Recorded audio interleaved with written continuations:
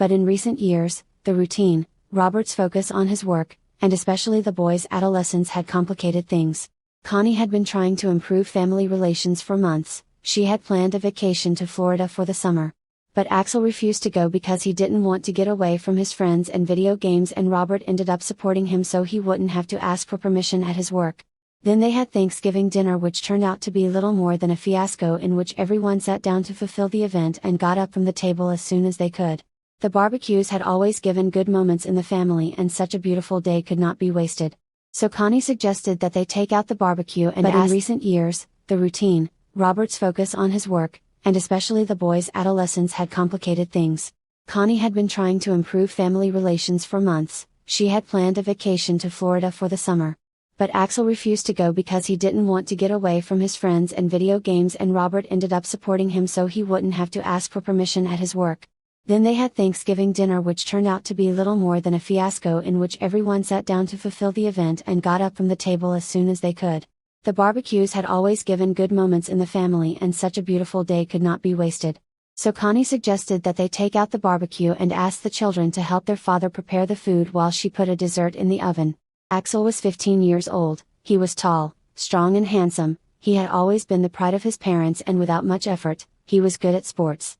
Erick, on the other hand, had always been thin and short. At 12.5 years old, barely 4'9", and only weighed 77 pounds for his age. With big eyes, a small nose, and well-defined lips, he was very pretty for a man.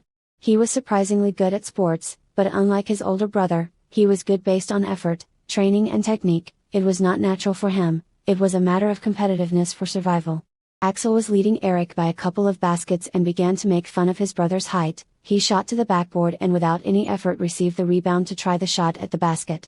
Erick had to jump to reach Axel's height and tried to take the ball from him. It wasn't easy, but when he did, Erick scored more easily, because his technique was better. Still, Axel was winning. Every time Axel caught a board bounce, he made a mocking comment, "Jump higher, shorty, you will never beat me like this." That bothered Erick, but his dad seemed to enjoy it, even though he knew it wasn't right, and Connie had asked him not to reinforce that attitude in Axel. Robert couldn't help but laugh at Axel's jokes. Connie noticed her and she stared at him in a silent request to stop the teasing. "What's wrong with it? They are just playing," Robert told her, justifying himself.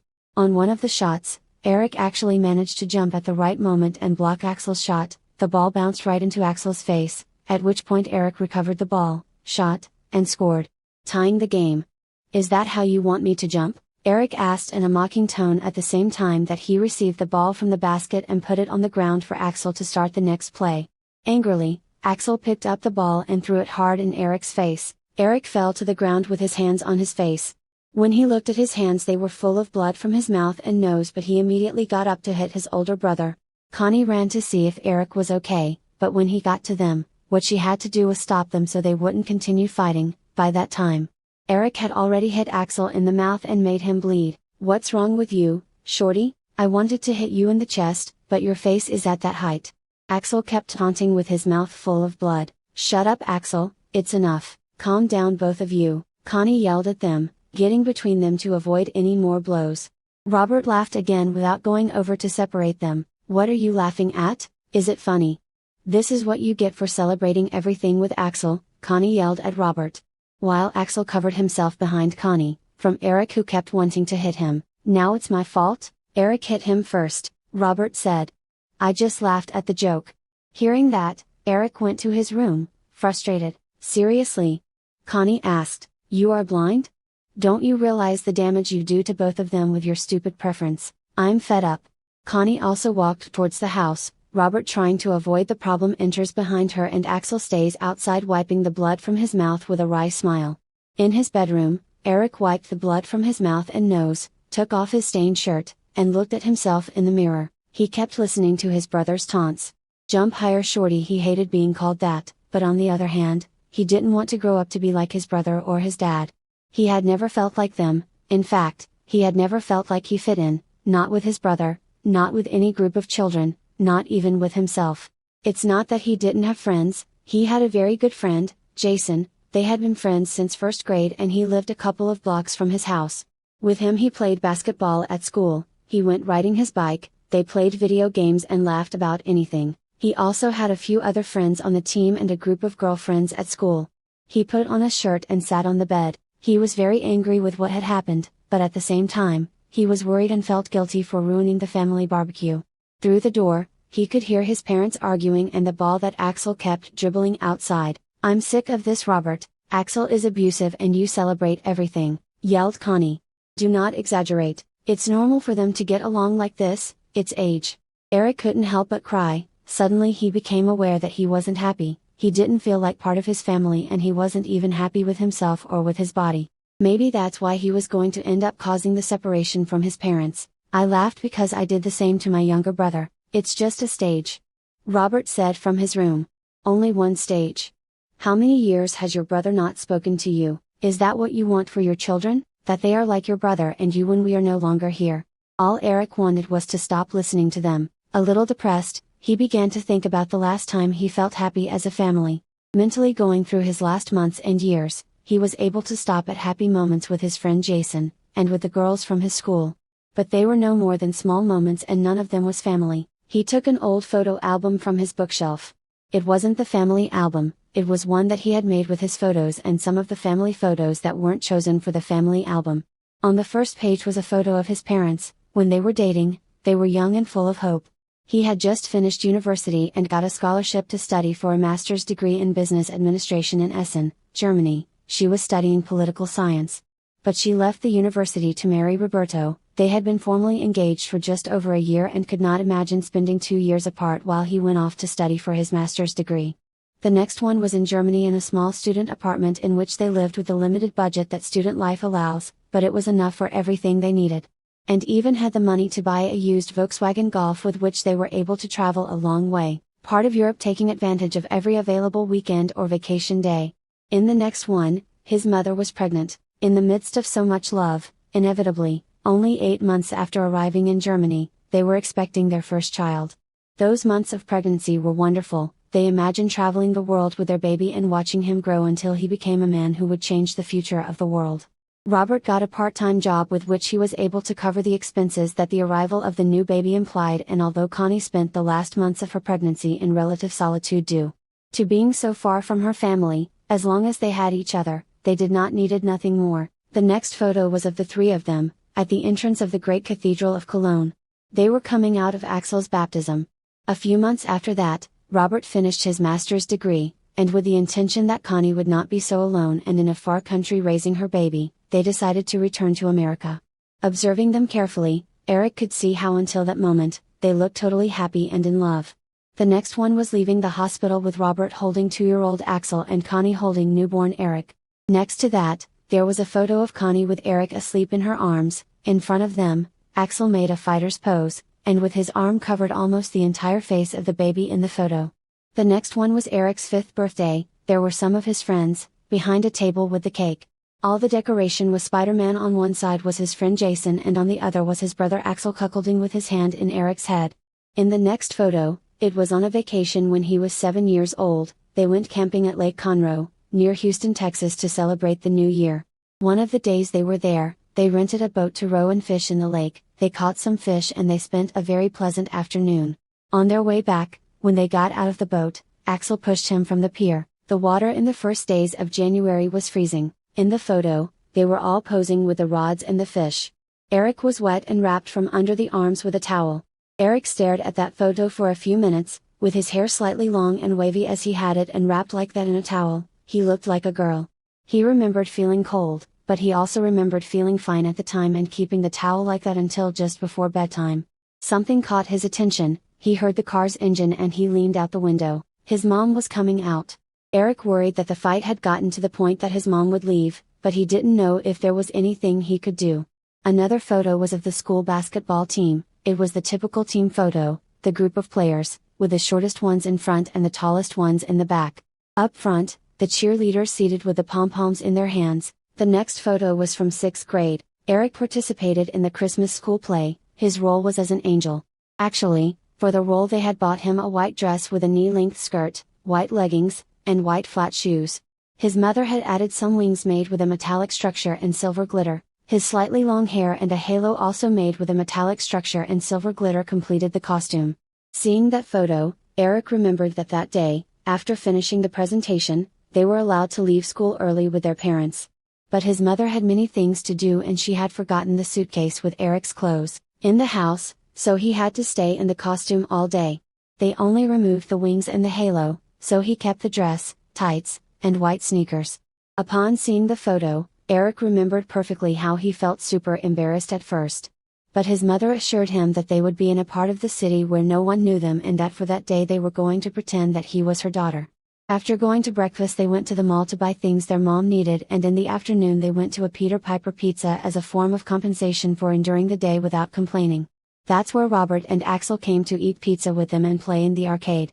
The idea was that they would bring him his suitcase to change into, before going inside, but by the time they got there, Connie had convinced him to go inside and just pretend he was a girl for a while. Sure enough, there was also a picture of the four of them together at the Peter Piper. Erick in front of his dad, in the white dress, Axel to one side, hugging him on the shoulder, and Connie behind Axel. Everyone looked happy in that photo.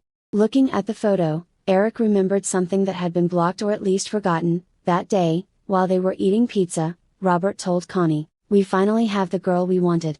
Do you remember when he was going to be born?" Connie stared at him as if asking him not to continue, but Robert was not the most prudent. "What happened when I was born?" Erick asked. Nothing. Connie said, "Don't listen to your dad." "Did you want him to be a girl?" Axel asked, referring to Erick. "Well, it's not that we wanted to, for us it was always the same and we were going to love them the same as boys or girls," Connie said. "Then?" Erick asked interested. "We thought that the doctor had told us that you were a girl, we had even chosen the name in honor of the best of your mother's childhood, Erica." "Seriously?" Erick asked surprised. "Is that why my name is Erick?" "Well," Connie said nervously, "when you were born you gave us the beautiful surprise of being a child and the good thing is that we didn't have to think of another name." Erick remembered the entire conversation and for a moment wondered how different his life would have been. He kept looking at photos. There were some more recent ones, one in which Axel and Erick were walking together at the end of a football game. Axel with his uniform, shoulder pads, covers, and helmet, and Erick next to him with a shirt of the basketball team from the same school. That day the two had played and both had won. Erick had scored several times and his team had won the interscholastic championship. But Axel's touchdown made him the star of the day even though his team didn't make it to the postseason. Looking at the photos, Erick was beginning to realize that he was fed up with always being his brother's shadow, no matter how hard he tried, no matter how he was better at sports. No matter whether he got better grades in school or always he was the one who was willing to help in whatever they asked, his brother was clearly the favorite of his parents, especially Robert. By that time, the screaming in his parents' room had stopped for more than half an hour. Axel had entered and was playing with his PlayStation. Erick leaned out the window and saw that his father was rekindling the fire in the barbecue. At that moment his mother parked in front of the house and got out of the car with 4 large balloons and a shopping bag. Erick sat back down and continued looking through the album with a strange combination of restlessness, sadness, anger, and the need to fix things. His thought was interrupted by Connie knocking on the door. "I can enter?" Connie asked from outside. "Yes, come in Mom," Erick said. "How are you? Did your brother hurt you a lot?" His mom asked him while looking at his face. Erick stepped back to prevent his mom from touching his nose or mouth which still hurt.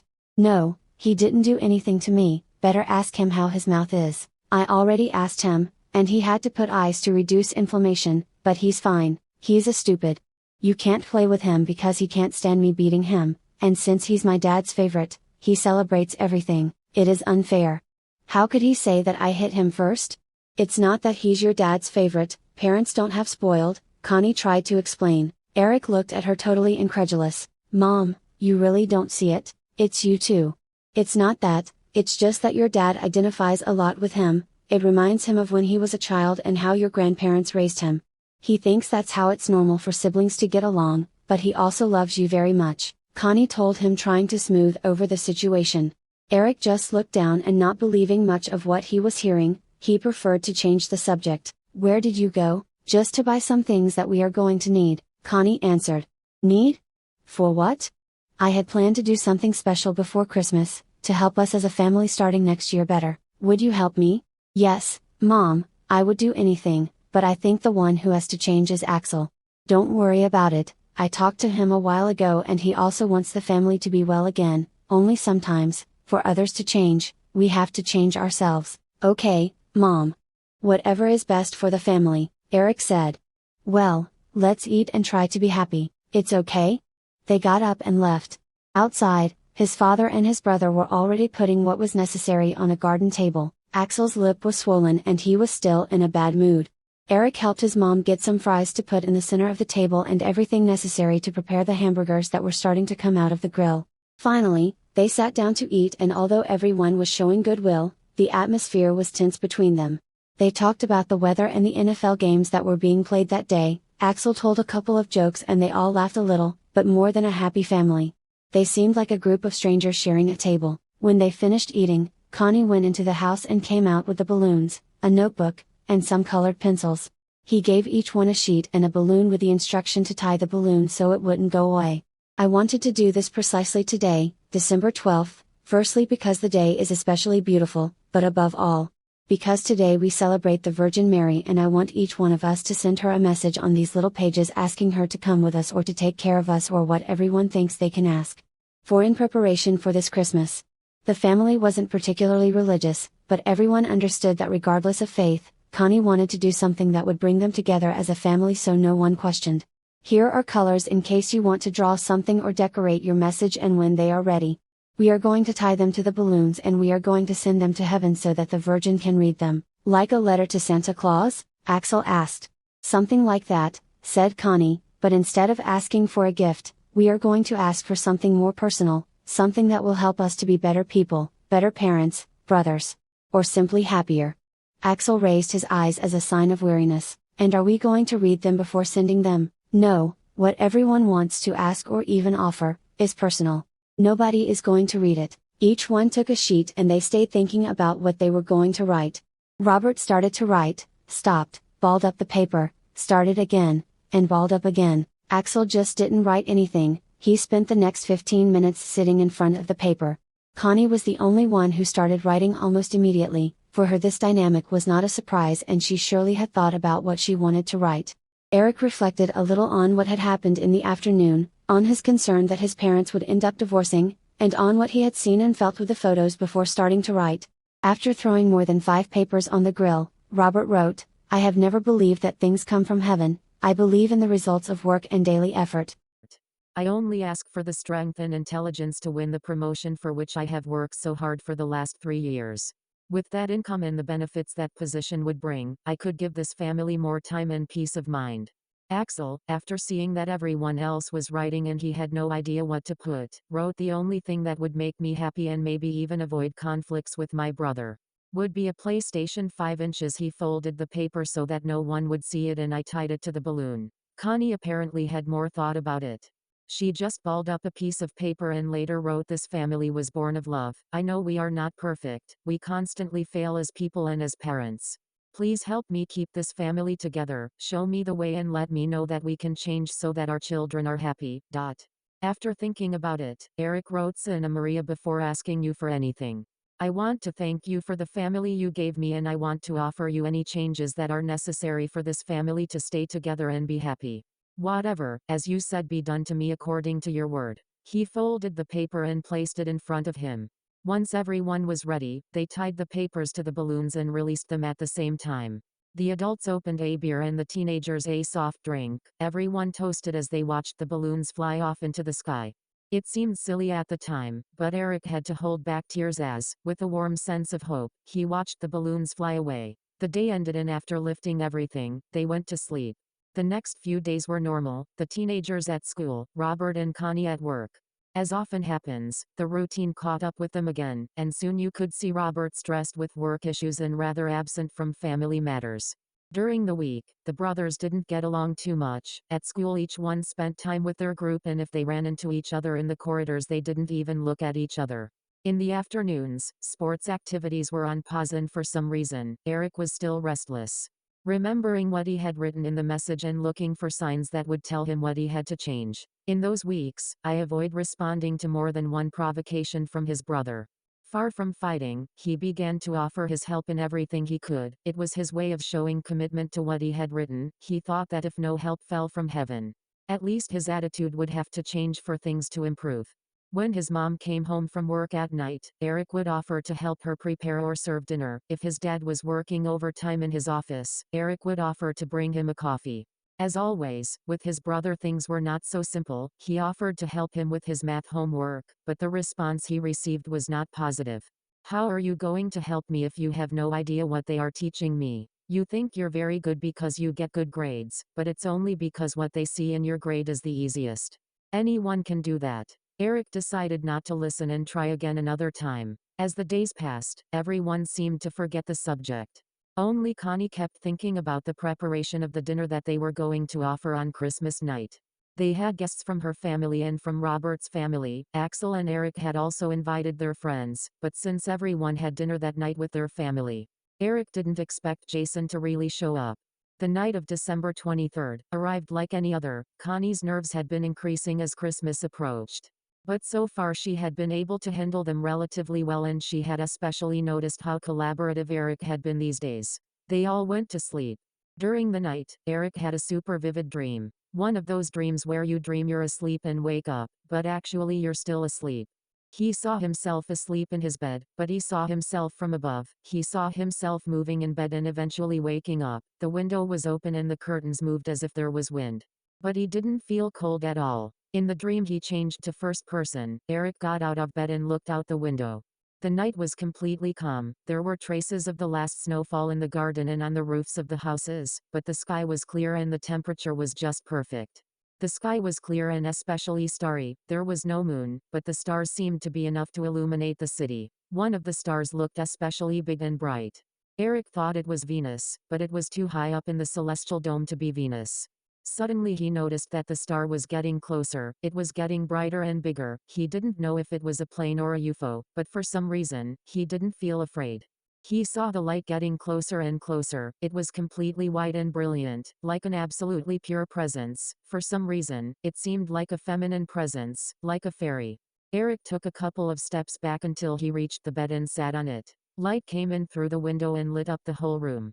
In some strange way, without sound, he heard, or rather, felt a voice that told him, "Calm down, everything will be fine. Am I not here? I, who am your mother? Go back to sleep." At that moment he felt great calm, and went back to sleep, but now he was looking at everything from above. Everything in the room was almost invisible in the brilliance of that light. Then, the center of the light approached his body, and it began to enter through his breathing. Little by little the light entered him and it became smaller at the same time that his body began to shine. With each breath, his body shone more. It was as if he were all a being of light, and no detail could be recognized. For some reason, Erick felt like he was flying. He felt absolute tranquility and happiness, and he couldn't even try to explain it. After a few minutes, the light came out, this time through his mouth, all in an instant, as if a super bright spotlight came out of his mouth. He felt the voice again. "The changes have been made. Your wish will be fulfilled." The light came out the window and for a moment illuminated the whole house, then it quickly moved away towards the sky until it became one of the stars. At that moment Erick woke up with a jump and was sitting on the bed. He looked around and saw that his room was normal and the window was closed. It was just a dream, he told himself as he brushed a long lock of hair from his face. He looked around again and calmer he went back to sleep quickly. For the next few hours he dreamed of the day he went with his mom to the mall and they ended up at Peter Piper Pizza dressed as a girl. He saw himself playing with other boys and girls in the arcade. He secretly enjoyed that dream. December 24th dawned cold but sunny. Erick was completely asleep when the alarm on his phone rang. He took his hand out of bed and pressed the snooze button to sleep a little more. And closed his eyes again. Accustomed as he was at almost 13 years old to morning erections, he instinctively lowered his hand to his crotch and tugged at his shirt so he could reach into his underwear. For a moment it seemed strange to him that the shirt was so long, it seemed to reach almost to his knees.